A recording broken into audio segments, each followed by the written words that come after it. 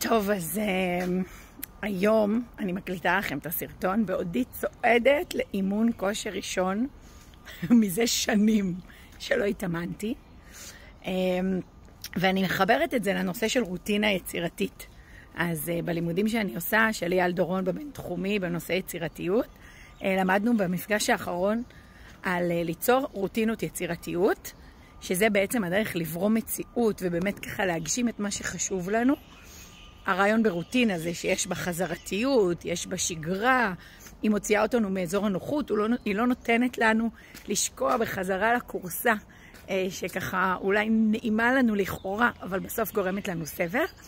אז הרוטינה שלי, הפלא ופלא, זה 2 אימונים בשבוע, שבהמשך אני מקווה שיעברו ל3, בסטודיו השכונתי, שאני צועדת אליו עכשיו, שהוא בקצה השביל של איפה שאני גרה.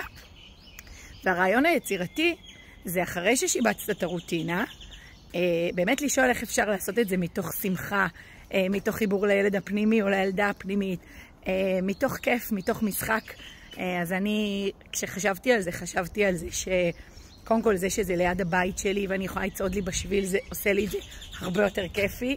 מתחת יש את הבית קפה הקבוע שלי, שבו אני בוהה תמיד כשאני ככה רוצה לתפוס זמן עם עצמי. אז ככה אני אוכל לחבר בין השניים לפעמים, ואני הולכת לדייק עם עצמי עוד ועוד איך להכניס שמחה, יצירתיות, הנאה לתוך הרוטינה.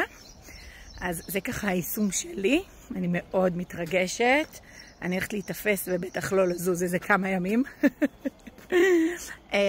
וזהו, ובא לי לשאול אתכם, אם הייתם יכולים, איזה רוטינה יצירתית הייתם מכניסים לחייכם?